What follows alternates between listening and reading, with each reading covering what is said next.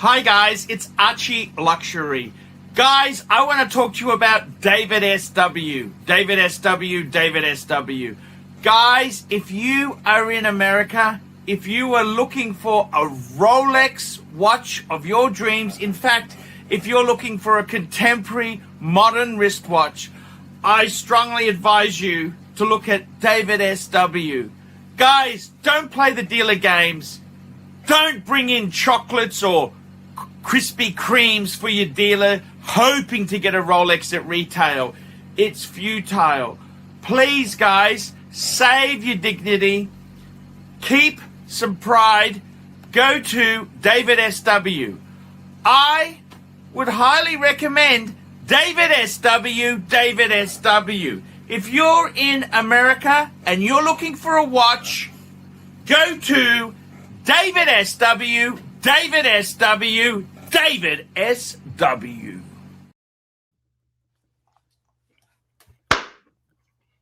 Archie, we are here. I'm Marcus Allen Frishman, and you're not.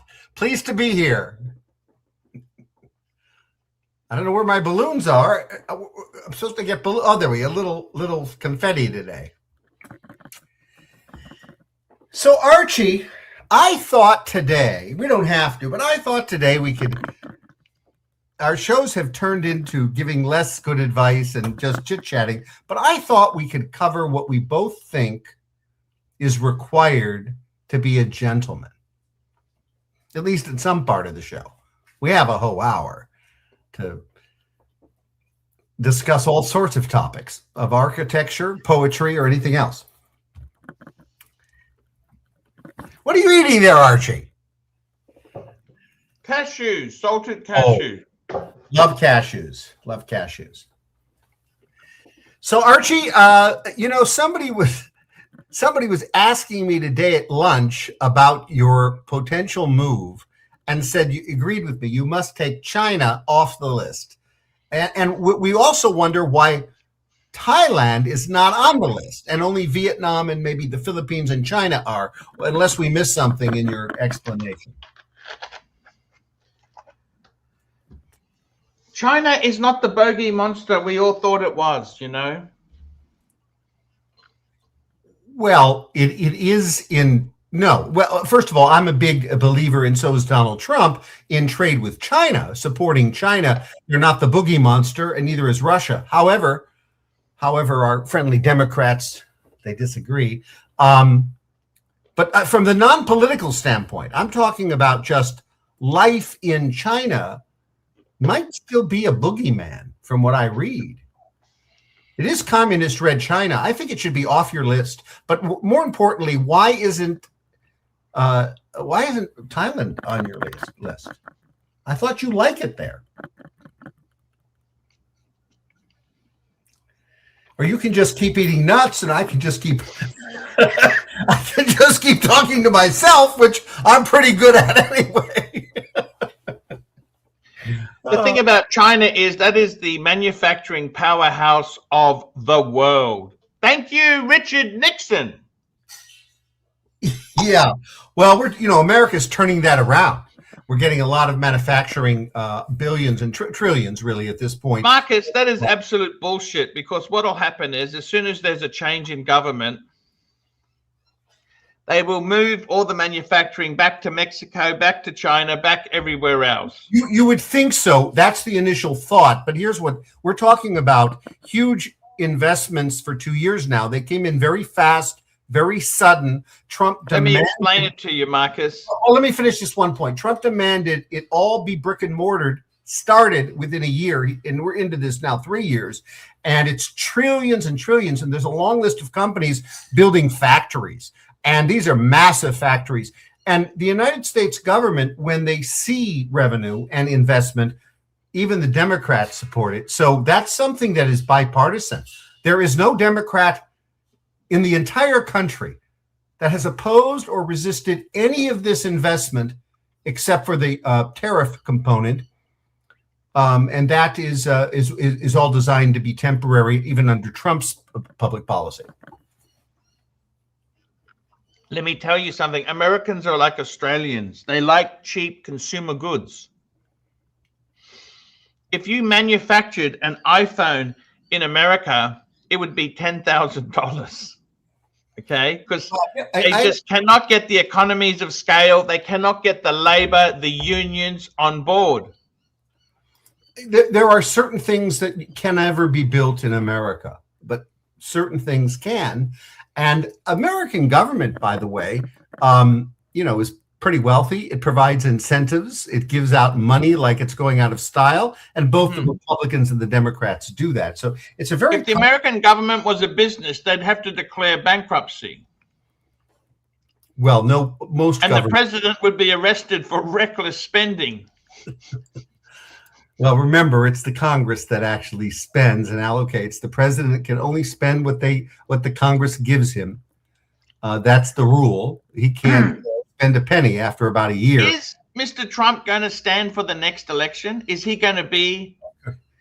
There is a scenario by which he could get around the constitutional limitation because there's some holes in it. I'll just throw one out right now. There's no limitation to he's never been vice president. He can be vice president. And as vice president, the president could resign. His ego wouldn't allow him to be vice president. The president could resign and he would become president again. The other scenario is that they could, there was talk amongst Ronald Reagan and Gerald Ford to have a joint presidency. And that deal was real, and it was almost signed on to. I will tell you it fell apart at the convention moments before the nomination of the vice president. And of course, and then of course it didn't happen. But joint, it's a legitimate proposal. It was Ronald Reagan wanted it, a joint equal. People forget this, but it's part of the history that a joint, and he didn't just want it. It was negotiated at the convention that would have nominated the president and vice president moments before, and the deal was with Gerald Ford, and it didn't come through. It's not clear why. There are some speculations, but that's not clear. And then Ronald Reagan nominated his own vice president, who was independent. So yeah, he could be, but it's not realistic. I mean, it's not likely. And we have Marco Rubio, who never did. Marco Rubio, our Secretary of State and the National Security Advisor, and the head of that a third agency that Donald Trump put him the head of to eliminate and abolish all the CIA funds that were going to. Is Fauci going to jail? Hopefully for a short time, because he has a pardon on most all federal crimes, but he doesn't have a pardon for new crimes. Biden pardoned him exactly the year before he authorized the funding in 2015 for the funding that created the virus. All right. He authorized that in 2015 on his own signature alone, because he had the authority to do it, and the budget allocation was sent to him. And he allocated the money for the virus to be developed. And this has been proven, by the way. This is both sides, Republican, Democrat, know what he's done because he's admitted to it. But the pardon went back all the way to the year before he did it. It's an unusual pardon. You don't normally do retroactive 14 years, but they got the year right. So he's been pardoned. But lying to Congress can put him into jail for a year. He has lied. And he's lied again and again and repeatedly. That's believed not to be covered by the pardon. And the federal. Don't you think they're a bit hard on him? No, he's the modern day Mengele. He's a modern day Dr. Mengele. He's an evil man of the most significant proportions that I can only compare him. I'm going to use my words carefully so you don't think it's a quip or careful, casual, tongue in cheek, a serial killer. He's an evil man, Archie, and he's been proven to be evil by his own words. his own documents. These are not third-party documents putting together a case against him. So this is solid. And it was always suspected, it was always known, but not proven. It's proven. The proof is finished. No investigation necessary. It's done. Although we just got a hold of his cell phone. The FBI took his cell phone in, and he didn't, I think they would get that. They got it quite early on. It's now become public that they got it without him ever knowing it was going to be confiscated. It is, as we speak, being analyzed and downloaded, and we'll find out just how disgusting of a man he is. He's a narcissist to an extreme point. How old is he? He's in his 80s. He looks much younger, and Shouldn't he be left alone? No, he should be. He should be. I probably can't even say what they should do to him from a legal standpoint after proper jurisprudence. Of course, in America, we don't do summarial killings, or executions, but we do execute. And the second thing is. Florida and other states, but let's focus on Florida, he is not pardoned for any state crime. If you commit a crime in a state of the United States, you can be put to death and you can be put to life on any number of crimes. It's separate and apart from the federal government. In fact, most people in prisons are in state prisons for state level crimes. So he will be likely indicted and convicted and arrested, released on bail in Florida, and he will have to address those issues, and those aren't 1 year in jail. Much more significant. Is Trump a monster? No, by all accounts, Trump is a wonderfully generous, compassionate, sweet person. If you do a deep dive, the reason we don't know this is because Trump doesn't you're going to find this hard to believe, but look, it's an absolute fact. He's a complicated man. He broadcasts his successes in business, his successes in politics. He doesn't broadcast his private interventions to help individuals. And a truly good person does that. And there's a list a mile long. Mostly ethnic groups, oddly. I don't know why. It's just a fact. And he helps them financially, and he helps them get out of messes. And we're talking significant, not like my monthly charities. And I'm not talking him writing a check. I'm talking about, although that comes with it, personal intervention to change lives. And there's uncountless numbers of them. And you won't hear them from the press secretary. He has absolutely not allowed her to release it. And it's his style. It's not his style to brag about these personal and whimsical moments that he has helped people. So yeah, I think he's a very good person. I think he's different by all accounts. If you read people that really know him, and I don't, he's different in person on a personal level than he is in his public persona. That they are significantly different in their presentation, not in what he thinks and his public policy positions. That never changes. He doesn't reverse himself much, but he is a different person privately. So, Trump is not a monster. Now, what you can say let's go negative, because we're much too positive for this show, probably. You can say a lot of things about Trump. I had to, he was my first choice. I was for Trump before he was Trump. I wrote him a letter in the 80s saying you should run for president. Then, of course, he develops this kind of crazy mystical persona that we learn about quickly. Would you be supporting Trump if he was a Democrat? Well, he was a Democrat. I don't think it matters whether you're. But now, if he was with the Democratic Party, yes, but he would. But that's impossible because the Democratic Party wouldn't ever support. It's not a party that is all inclusive. It is not a party that supports wide views of philosophy like the Republican Party does. The Republican Party is controlled. Yeah, I mean, the Democrats were pro-slavery, but they were the first party to have a African-American president. Yeah, well, and a very hypocritical one at that. Although I'm glad we're past. I remember praying the day that Barack Obama got elected, really thanking him and thanking God for electing a black man. I think that was the only positive thing that came out of it. I just wanted to He was quite a smart guy. He's not an idiot. Oh, no, he's smart. And he is charming. But Yes. his policies were horrible. I can only say that, Joe Biden's policies were Barack Obama on steroids. It was just terrible. It was just terrible. And, it was always understood, even amongst the Democrats, although they didn't want to admit it, that Jimmy Carter, our president, was the worst president ever.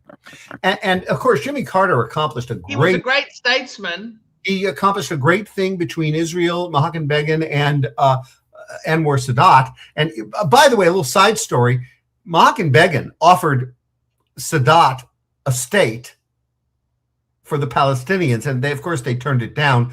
They turned it down 5 times. I don't know what number that was. I think it was 3. But and Netanyahu had done it 2 other times. Now they don't. Not only don't they get a state, they get mostly annihilated. Their leadership's evil gets annihilated. But back to the primary question, which I've lost track of already. What was that? Where were we at? We got off a subject. Oh, yeah. Okay. So Jimmy Carter. So Jimmy Carter did that great thing, but the reason he was always viewed as the worst president ever is he never did anything. And the country had a lot of problems when he entered, but he did nothing. I remember the famous moments that he was concerned every week about who was using the White House tennis courts. And that became very significant because he was a micromanager, but he didn't really accomplish anything. And that's why he became the worst president ever. He caused no harm. He really did never cause any harm. He put solar panels on the White House. Did you know that? And Reagan removed them. Yeah. Yeah, but like I say, he caused no harm. But that is not to say the same with Joe Biden, whose team that he had in the White House was one of the most successfully. Bill Clinton, you a Bill Clinton fan? Oh, I'm a Bill Clinton president fan. Yes, absolutely. I of course wouldn't have voted for Bill Clinton, but when he got elected, he was perfectly acceptable, and his history showed his presidency. See, I'm a Jim McCain. I'm a McCain man. I like McCain. Well, yeah, but we've never seen McCain as a president. But he was. I met John McCain. He came to John McCain. That's right. Yeah, we had to pick him up at the airport. My boss and I. He came. I think it was my boss and I. Anyway, he came to San Diego for some event we did, and he was a very nice man. Yes. Did you see that John McCain's daughter did an entire video thanking Donald Trump? I'm not going to try to, and originally they were not fond of Donald Trump, to say the least. All right. You have to look it up. I'm not going to characterize it, but anyone that has interest in that feud, take a look at the daughter's reversal recently. A long, detailed video, which you can find on YouTube, on Donald Trump and how she appreciates the president. It really was tear-jerking. Really, it really is. They never forgave Donald Trump for saying that he wasn't a hero, a war hero, because he got shot down, he got taken prisoner, hostage, and was tortured. He came back with limited ability of his arms, and Donald Trump's position really wasn't pointed at him, but when asked, he said, "I consider heroes people that don't get shot down." It's a peculiar position, but it is what it is. I thought that was quite stupid of Trump to say that. Yeah, I think it was, but he has been consistent with that. And I can, you parse hairs. I get it. I don't consider heroes who evade the draft like he did. He evaded the draft. He actively evaded the draft. Now, I'm the biggest coward there is. I'm running to the hills. Everybody, tens of thousands of people legally evaded the draft. and illegally evaded the draft with certain exaggerations. You had to sign up. Even I had to sign up. It's called selective service. I think it's still in place, where when you go to college, you're going to fill out a form. It's a government card, and it's just how to quickly contact you. And you're being forced to agree to be drafted should a draft ever be reinstated in America. And so it's called selective service. And that's what Donald Trump, he wasn't drafted. He didn't get out of the draft. He got out of the selective service form by checking the box that he was, and then in the end, yes, then you get out of the draft. That's how it goes. He was old enough that the draft still existed. There was no draft for me in my adult lifetime. I'm too young for the Vietnam War.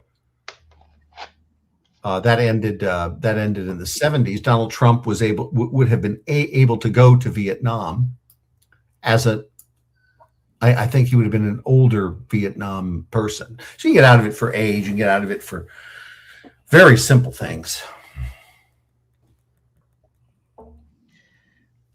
It's mainly the poor black people who go to fight these horrible wars for America.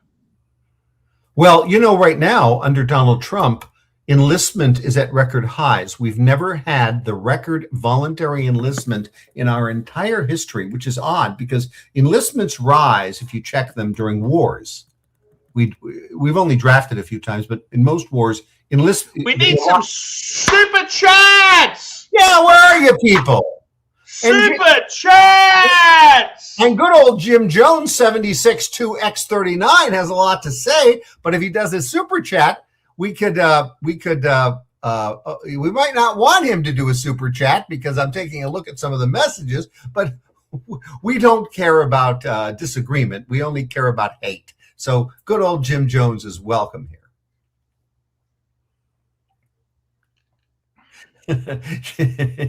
This Jim Jones guy is very funny. I knew another Jim Jones. He drank some punch, and he poisoned all these people. He was a pastor. Yeah, he poisoned. Oh, look, Jim Jones's icon is punch. I love this. This guy has a sense of humor. Yeah, Jim Jones. I didn't see that when I made the. I didn't notice it. Oh, it's funny as hell.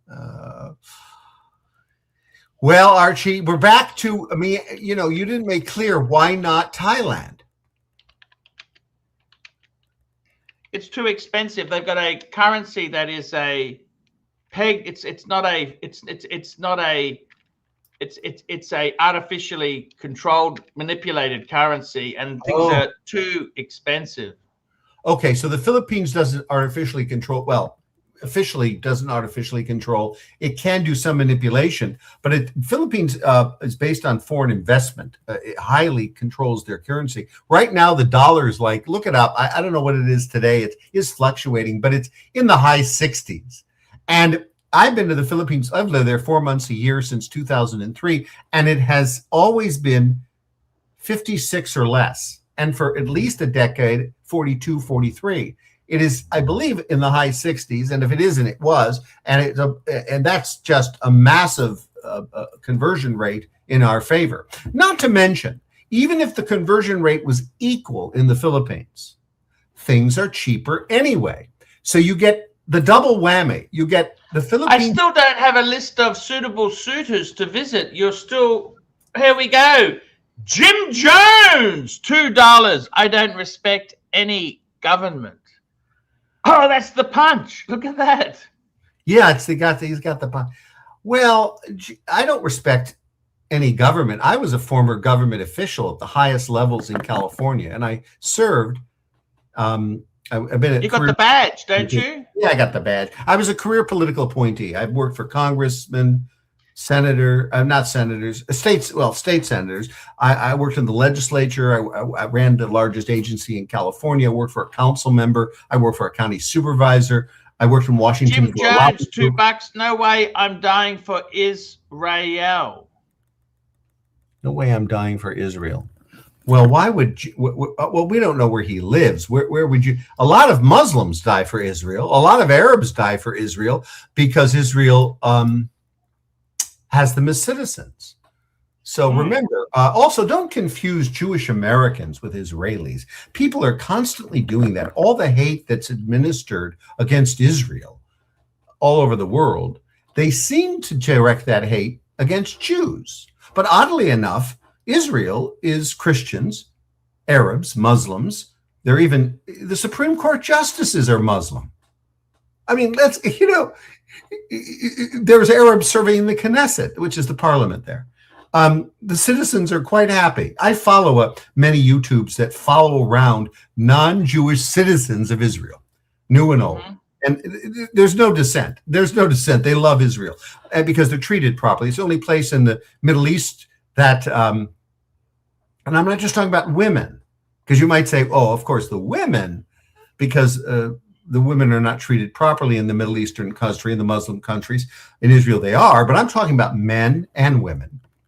Not only matters, particularly for the men's side. So I don't know why you would ever have to die for Israel, but you might have to if you're an Israeli citizen, because all Israeli citizens have to join the military, all of them, men and women, at 18th birthday. I don't know the detailed rule. It's 1 or 2 years, and it would be before you go to college. I'm sure there's ways around, and then you can go to college after, but you have to serve.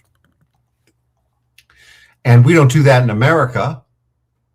Maybe we should, but we don't need to. But I'd like to know where this guy's from. No way I'm dying for Israel. Well, I'm an American. I'm not an Israeli, so no way am I dying for Israel. No, that's exactly right there. Tell me this, Marcus. How is Miss Winkle? What's happened? Well, I want a Winkle update. Well, there's never an update, Archie, but we can show a picture. There's Miss Winkle. That was probably 2 years into our relationship. And I have a current picture handy because you always ask. And, oh, yeah, here it is. It's right on the cover of my, hold on a second. Oh, well, no, this is where she had the red hair. Remember that, Archie? She went red. Yes, that's a current picture in Los Angeles. It looks ridiculous, by the way. It does. She's gone back. I don't know where that picture. Oh, yeah, here she is in front of my Porsche. Well, the red hair's growing out. Look at that. Look at it in that picture anyway. See it? Yep. So we're going to find out where Jim Jones gets to live, where he lives, where he comes from. There we go. Jim Jones, $2. Vegas, son. Vegas. We should ask Jim Jones a few more questions. Maybe we'll get a few more contributions. Thank you there, Jim Jones. Vegas. That's boy, that's a great place for people to live. People love living there. I have a friend, though, that moved there to Vegas from Los Angeles 2 years ago, and he hates it. He hates the excessive heat, although I said to him, Robert, it's 110 in Los Angeles. Why would that be so excessive? He said, well, the air conditioners don't work as well. I don't know what that means. And he doesn't like the job market. But Vegas is a free place to live. Not the People's Republic of Los Angeles, where I just moved out of, but I'm still in the People's Republic of California. People's Republic of California. Oh, yeah. Oh, yeah. So tell me this. Someone says I should go back into politics. Well, I purposely can't. My last appointment was 2009, and I think that was the year, 8 or 9, and I could not get a new appointment. And there were 2 reasons why. I was at the highest pay grade, and when I was applying for things, people were saying, why would you want that job when you did X at the highest level and you got paid at the highest pay grade in California? I was paid more than a senator by by tens of thousands. And I said, well, yeah, it's not about the work at this point. It's not about the money. It's about the work. Also, in California, the more you work, the larger your retirement benefit is. So I had that issue. I also knew that if I got back to an appointment, I could buy a few years of retirement. They also let you do that.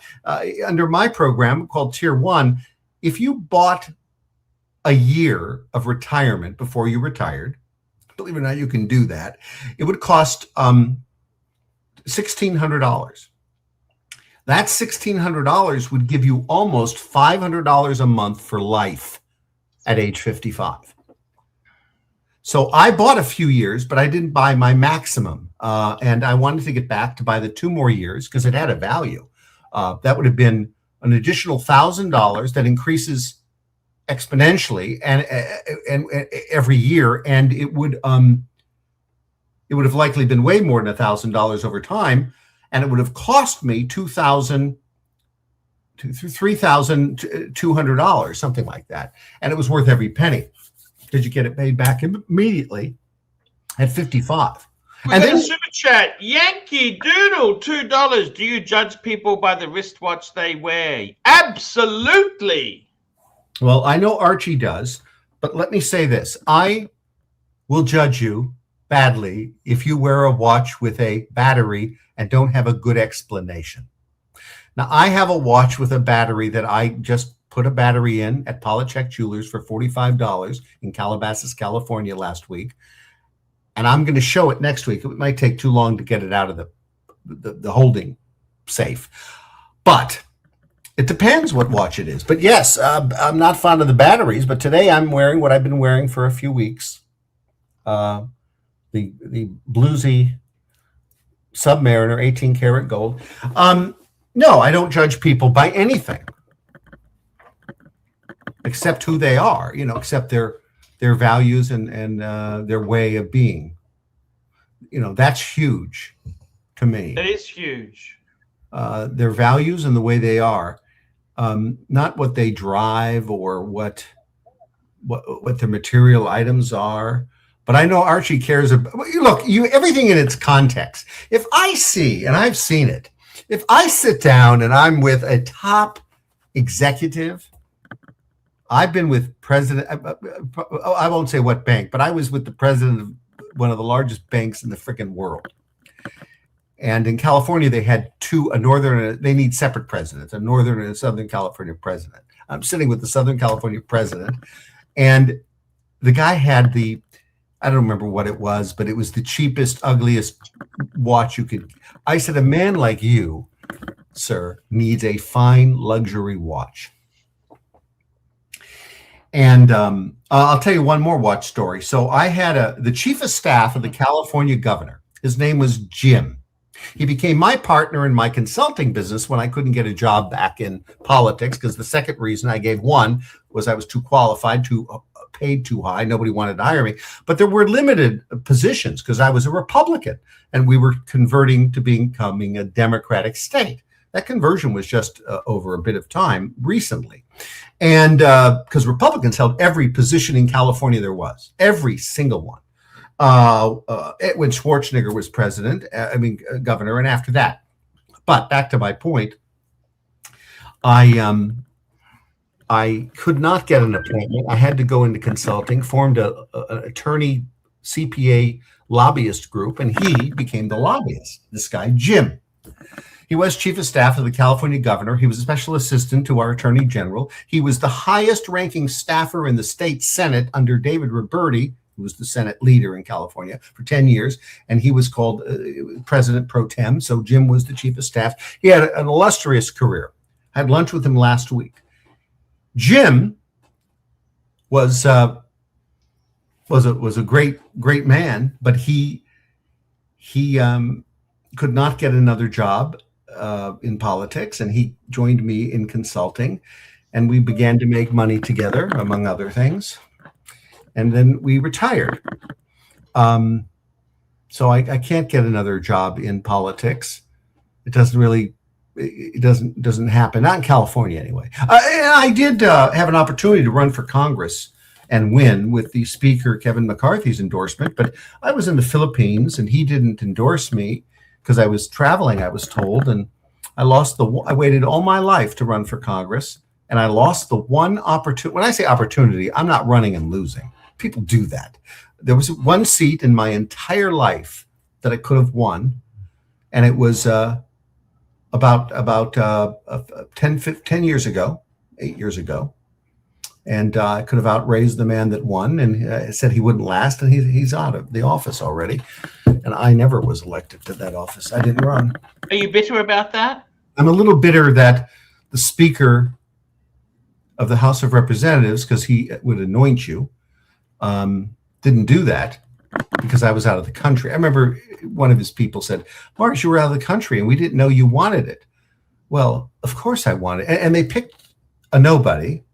Oh, sure, he was a Republican. He was conservative, and his last name was Garcia, and he was a fighter pilot, and nobody knew who he was. But once he's endorsed by the Speaker, then everyone else endorses him. He never did raise money, and I had $1 million commitment from someone, $1 million. That would have been nice seed money to open nobody does that. That's big money to open an account with, and it was a personal loan. But I could never show it off because Garcia got it. And I said, I can outraise Garcia in a minute, which I could have. Garcia got elected, and then he didn't get elected. He got unelected because he can't raise money. Terrible. I must say, can we do anything about it? What can we do now? We can do nothing. There likely will never be a congressional seat again that could be voted in Republican, at least where I live. Now, I don't live in San Diego County. If I lived in San Diego County, which I lived in 4 days a week for 4 years for a job, if I would have stuck down there, somebody said, run for this, they did. But I didn't want to be a state assemblyman or a state senator. So I moved from San Diego. It was only there weekdays anyway. And I had a home in Calabasas, California. And I got appointed to run the California Tax Agency. It's called the Board of Equalization Department Tax and Fee Administration. It is the second largest agency in the country. It's massive. It's a full-fledged constitutional office, which meant the governor is a constitutional designee, and so was I. Some are appointed, some were elected. And there's 14 of them in California, and I was one of them. I ran that agency. And I had to leave it, term ended. Political jobs go on to the next. We've got a comment there, Garcia over a Rothschild, outrageous. Yes, we certainly wouldn't use that name. I keep it simple.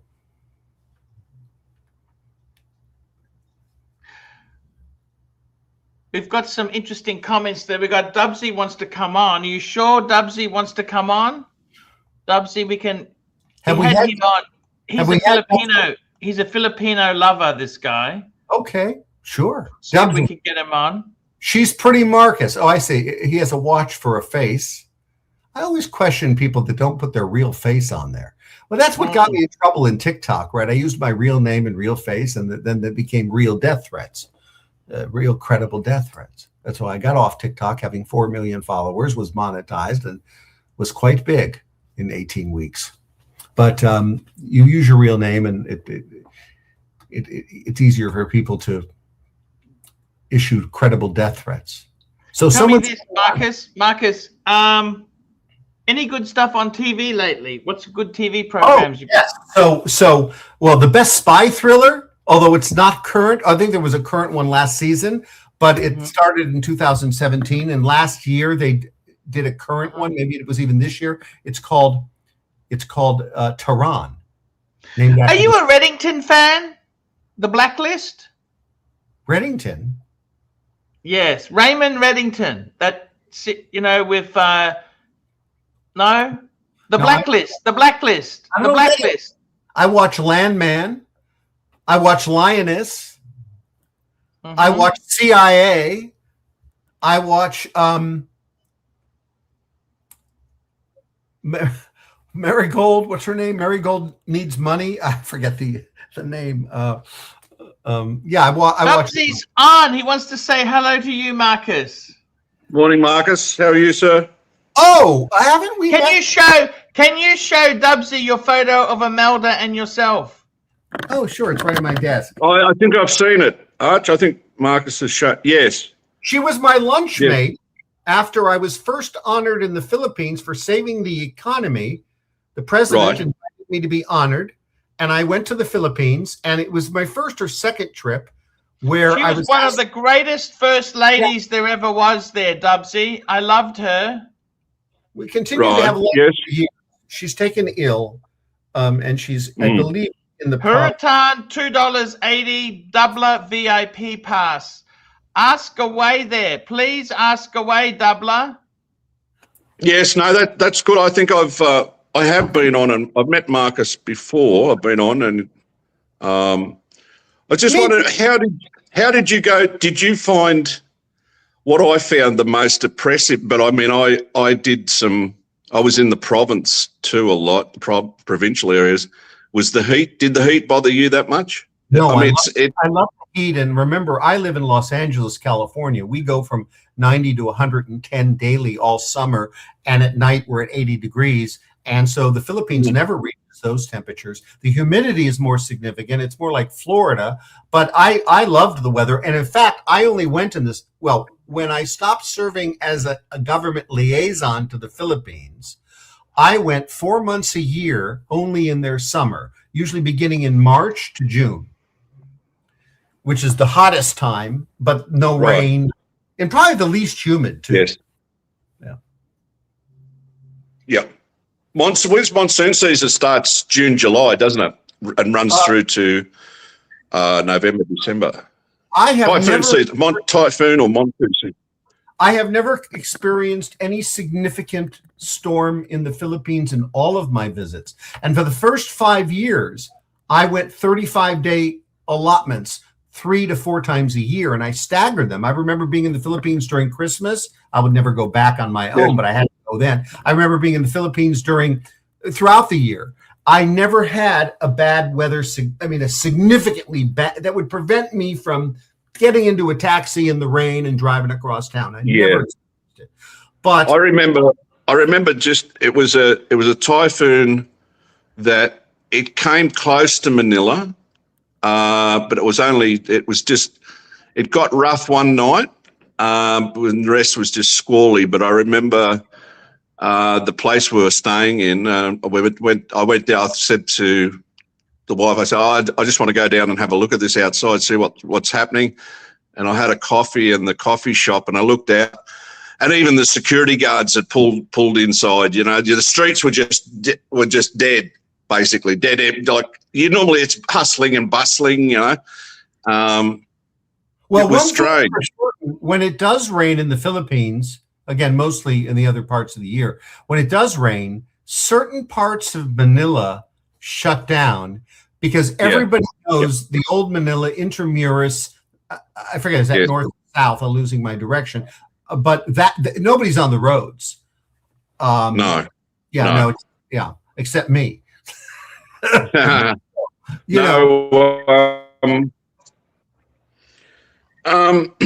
it's a vibrant place. It's very colourful. The people are very very upbeat, very positive. It's not often you'll see a Filipino or a Filipino with a long face. You know, they've got to have some real serious issues if they've got a long face, or normally they do that in private. You know, they don't walk around like with their jaw down on the pavement.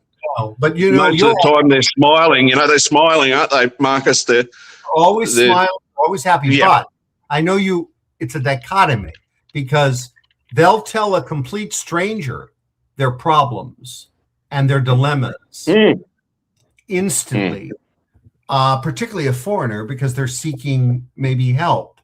And you'll hear of all the problems, but they have a constitution with a smile. They're happy. They even laugh about their problems. That's right. Yeah, they laugh about things. Yeah, that's true. It is.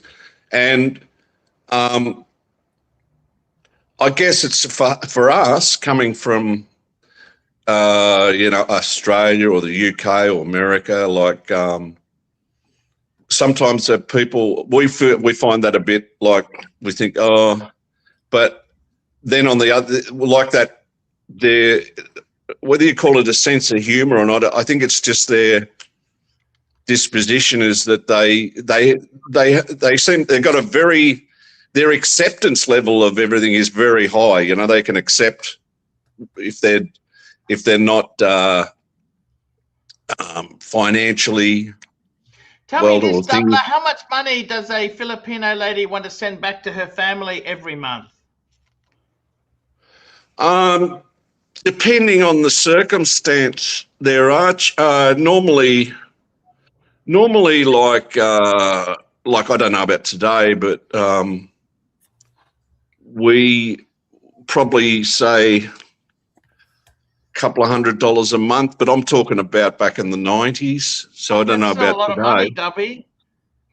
Well, Marcus look, Allen's got a rule. The thing is that Marcus would know. He wants the family to send him money.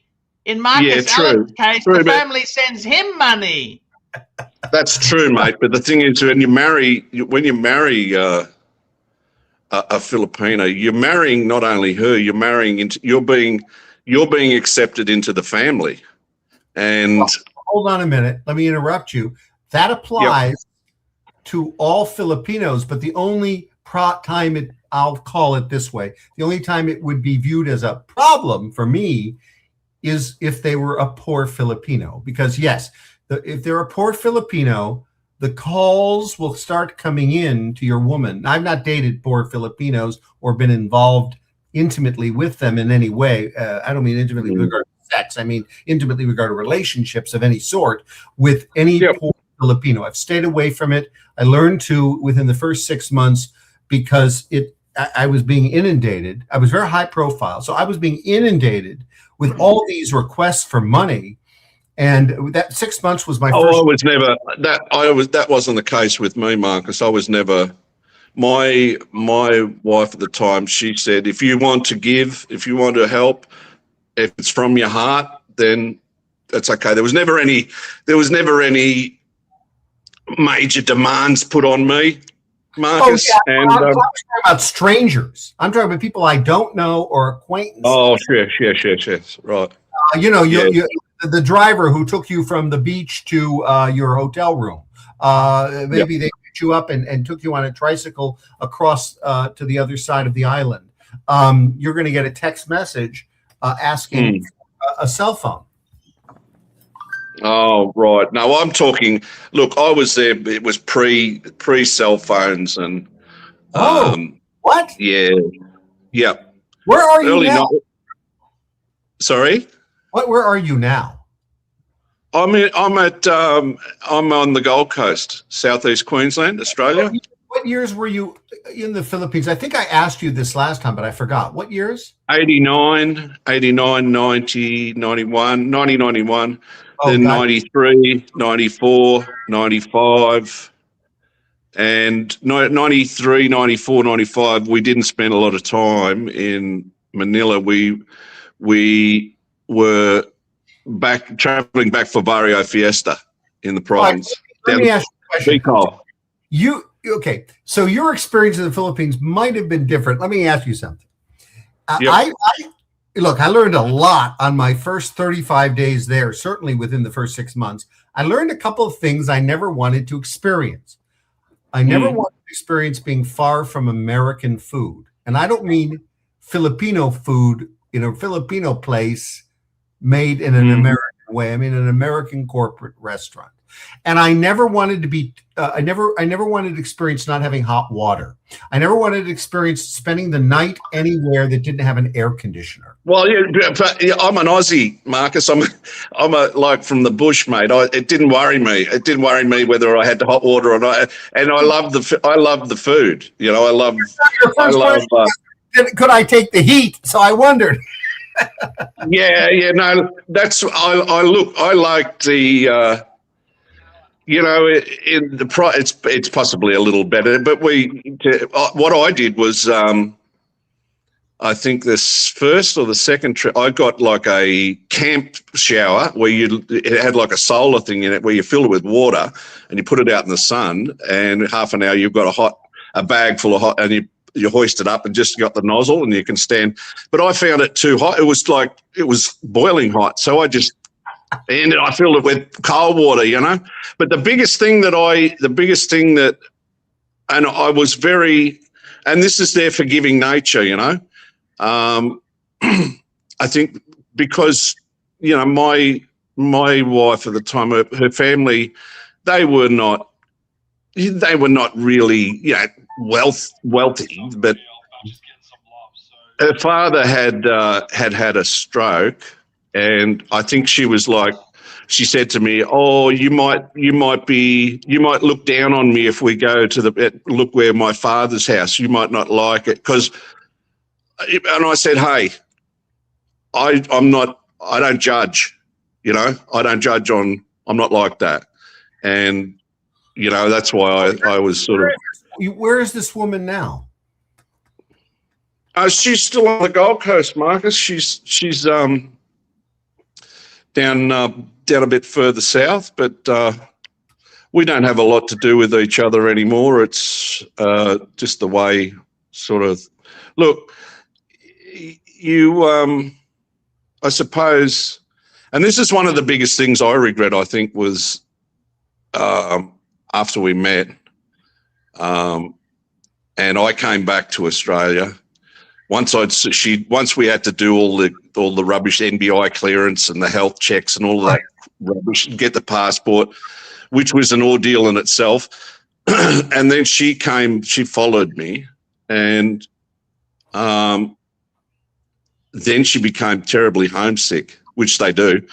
And then when I went back and I saw how tight-knit because the family's everything there, you know that. There's no social security there, Marcus. It's a family. You know, if you don't have family, you're, you know, you're on your own. And I saw how close they were. And I sort of thought, oh, shit, you know, like, have I done the right thing taking her out? And then I said to her, do you want to go back and live? We'll go back and live, you know, we'll buy land in the province. And she said, I don't know. She said, just we'll go back and see if you like it or not. I think that's what she was like, whether I would like it, you know. Sure. But I found it so relaxing in the province. It was just beautiful. Like, I mean, no, I haven't been to far provinces, but I've been to big cities in the south. I like Boracay. I love the island of Boracay. The crowd didn't bother me. It was very native-like, and I think I could, if I went back to the Philippines and had to live, I think I could actually live on the island of Boracay and not Manila. Manila. They've got the White Beach and that there, but that's a very touristy sort of spot, isn't it? It's always has been. Remember, all these tourists, they go right on that beach, you know, and station 1, 2, and 3. There's a whole other side of the island that no tourist ever sees, and there's various parts in the island.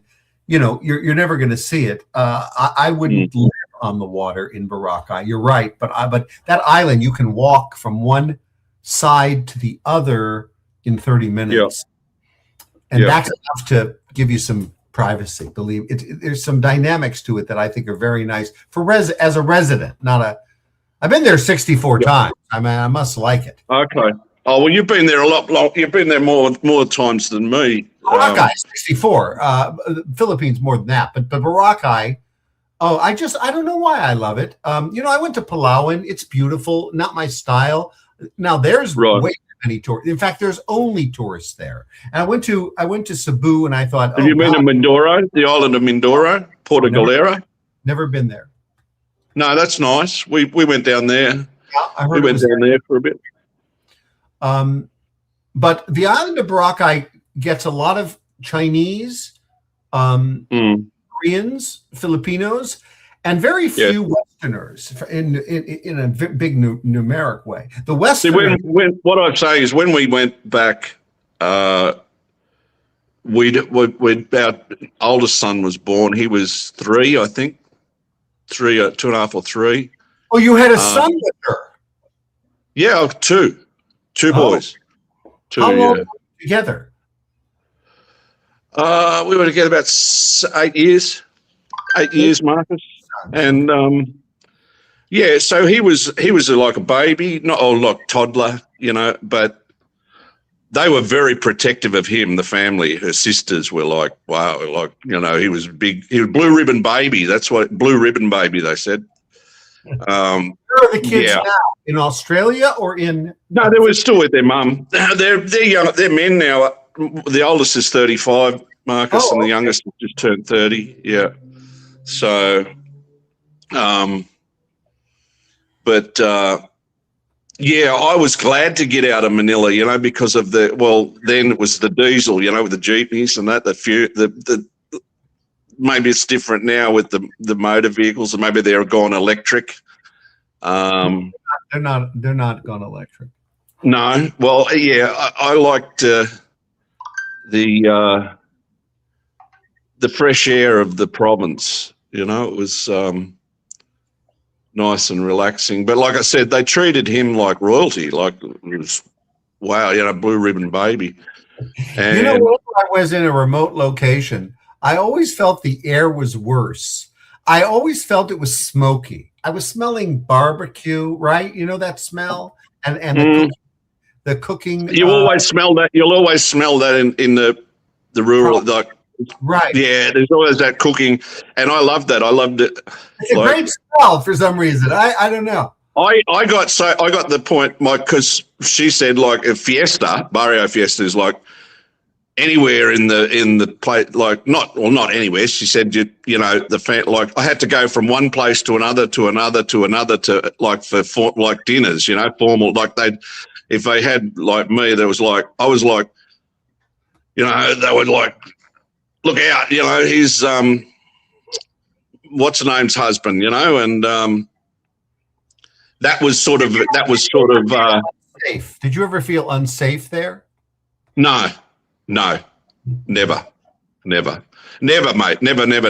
But he did, the barangay captain, who's like the local councillor or the head of the barangay. He did say to me, he said, just don't go wandering off outside of the thing. He said, just stay within the general area and you'll be right, because everybody knows everybody. So, you know, but I felt a bit overwhelmed, because she said that is a traditional thing that they do in the barrio fiesta. You go from one to another eating, and they put on big spreads, you know, big, and I was like, I had to go. I had to go up to her sister's place. I said, oh look, I need a break. You know, I need to go and lie down for a while. I need, you know, and I went up there. I need quiet, you know. They do that because everybody was like every day there'd be new people like wanting to meet me, or they want to try.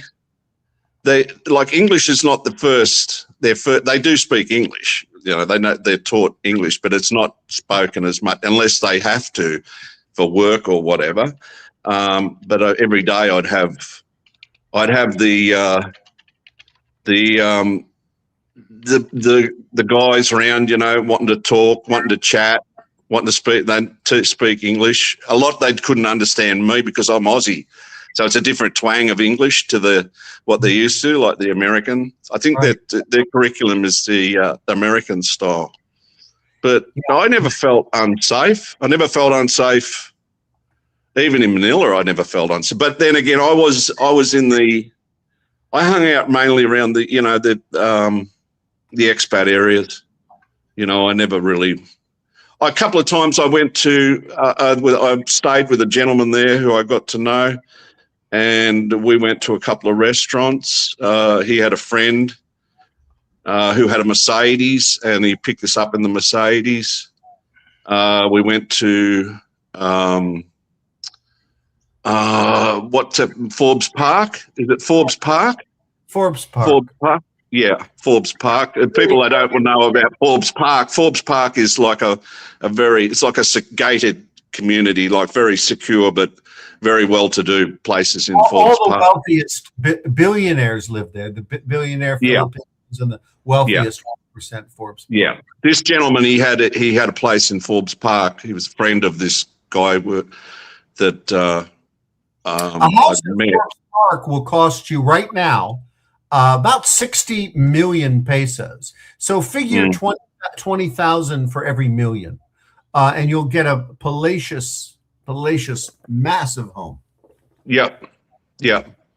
True. And yeah, that's the general what I came away. I'll be And back. I suppose I'd love to go back, Marcus. I would. Archie said to me, "Would you ever go back?" And I miss that side of it. But I think it's like if I go back, like she's not with me. You know, we're divorced. Oh well, wait.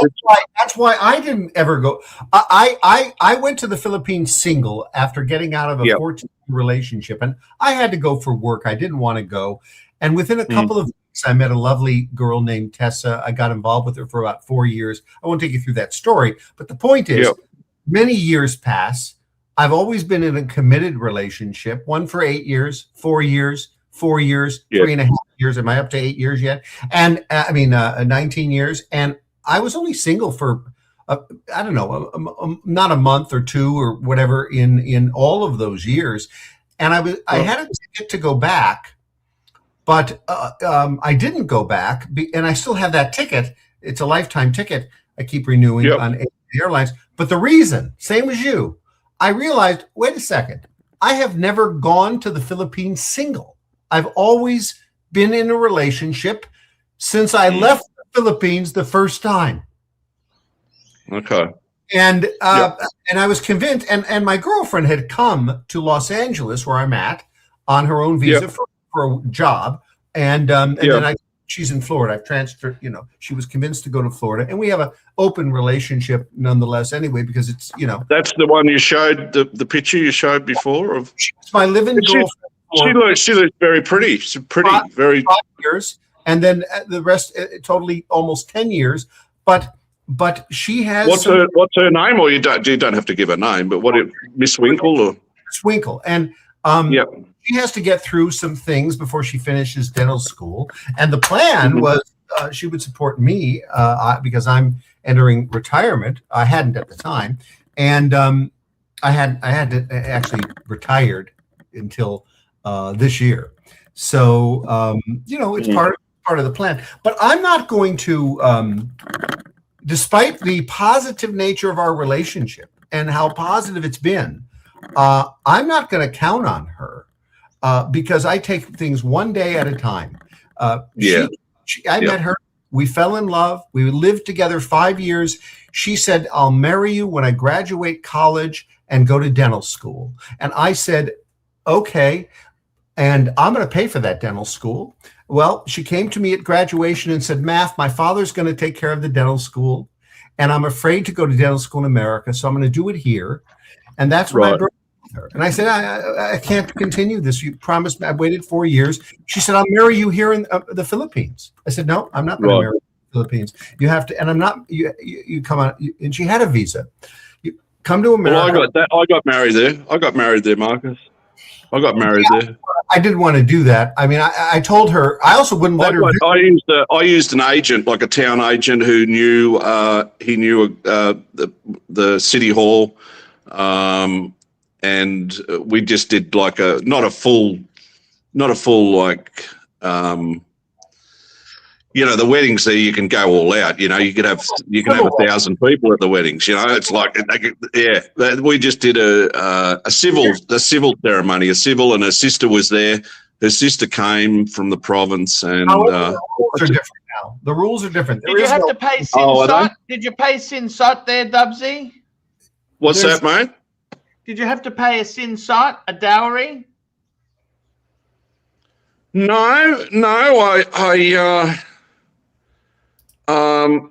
I just used. No, they don't do that there, Archie. No, they don't do dowry. But they just hit you up every month. They just hit you up every month. If it's a poor family, I wouldn't say they hit. Look, you got to be. I wouldn't say they hit. Look, say all right. Well, okay, you marry a girl from Australia, or in America, you marry an American. and maybe she's not that financial. You know, maybe you have to give her a stipend or something each month.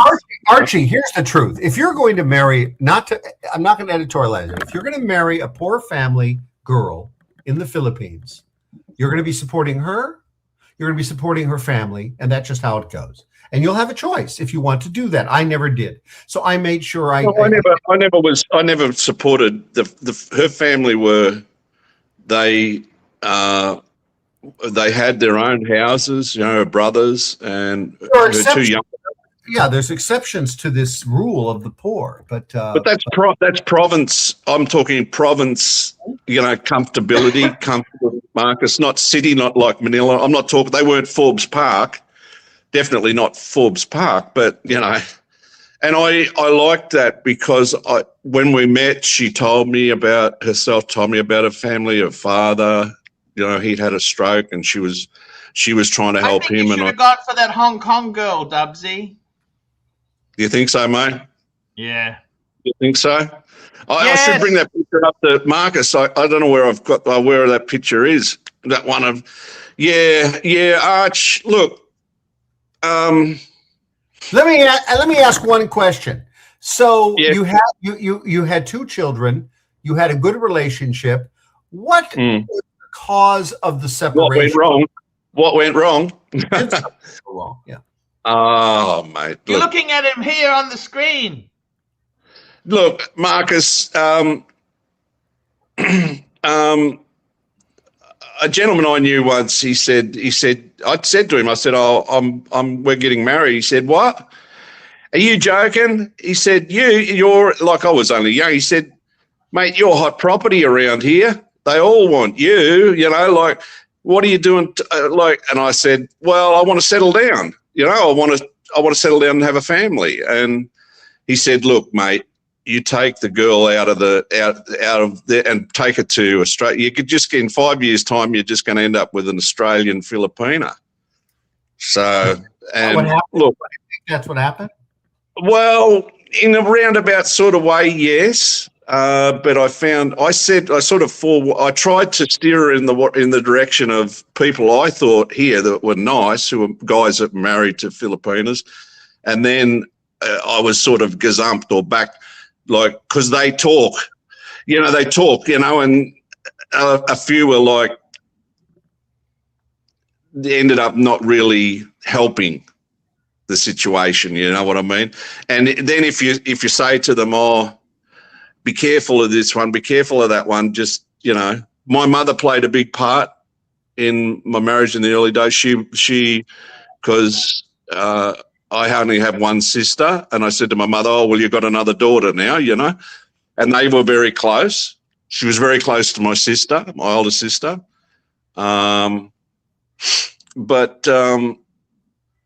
Look, lots of. Did she ever bring any additional family members to Australia? No, and I on the second time back to I said to her father, I said, "Would you like to come and live with us for 6 months? Come to Australia." I was quite prepared to bring him and see that your daughter's fine. She's got a house where we're comfortable, which we were. And he said no. He said no, definitely not. He couldn't leave. He couldn't, because she'd lost her mother when she was 12. She'd lost her mother, Marcus. Her mother was, her mother died. That's terrible. Yes, Arch. So,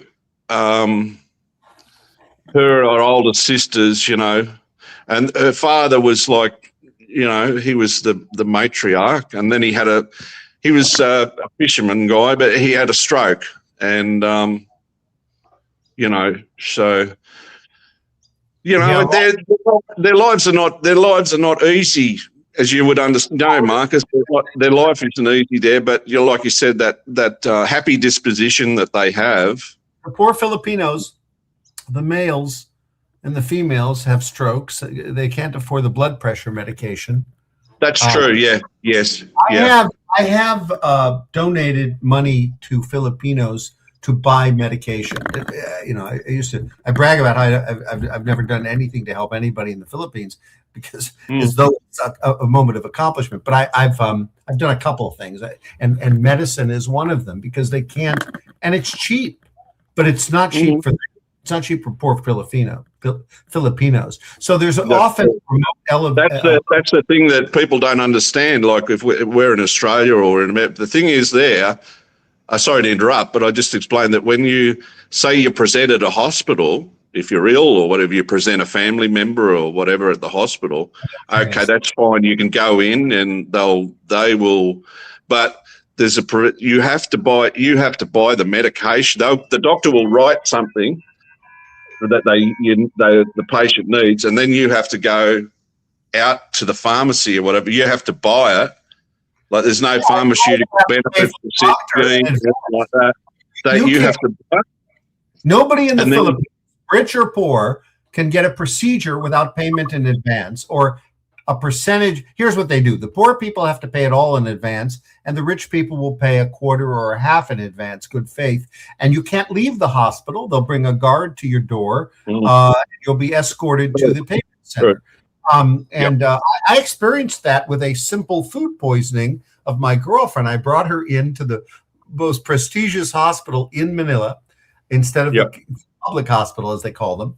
And I couldn't wait. I was excited, actually, for the experience. I remember she says, "You look very excited considering I'm sick." I said, "I'm excited to experience this hospital, all the things I've heard about." So we go in, and it's wonderful. It's beautiful. It looks like a beautiful luxury condominium, and we get a room. It's like a beautiful luxury apartment, and there's no, there's only RNs and doctors, and then some of the attending assistants are doctors too. There's no low-level medical care here. Everyone's a doctor or an RN, and they come in, and there's 6 of them, and this is food poisoning. I mean, I've had food poisoning. She's over. She wanted. How much was the bill? 8,000 pesos for about 4 hours. I pay for the room. All they did. They administered an IV of water, saline, sterile water. Dextrose. They would have administered dextrose. Their version of Pepto-Bismol. And we sat there taking her blood pressure all the time. And I wanted to leave. But, it's and then a guard shows up at our door, our open draped room door. And I didn't know what that was until I thought they were protecting us from something, because I'm used to. No, we weren't allowed to leave. You wouldn't have been able to get out. They escorted us down, and you have to pay on the spot. Now, I have Philippine credit cards. Debit cards, Visa, and I have a Philippine checking account. They're not going to take a check, so it's cash or credit, and it's right then and there. And then you can go. Okay, that's 8,000 pesos, which is. The conversion is $200, $25 per peso at the time. For you, that's not. For us, that's not like what's that? I know what that visit cost us. First of all, in America, if we did see that bill, I know what that bill would cost at an emergency room. It'd be about $12,000 to go into an emergency room in California, in Los Angeles, have a routine amount of, they took blood tests. Thank you, Obamacare. It's $12,000. Hey, we're going to wrap this up here. I got to thank our donors, Jim Jones, Yankee Doodle, Hurritan. We'll be back next week. See you later. And you're not. Bye, buddies.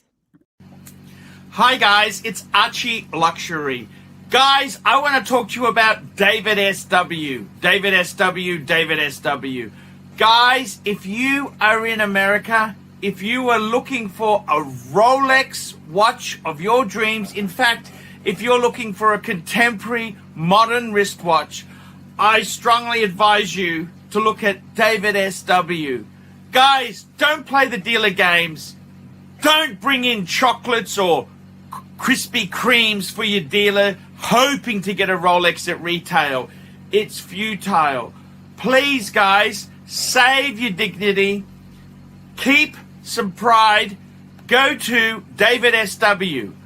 I would highly recommend David SW. If you're in America and you're looking for a watch, go to David SW, David SW, David SW.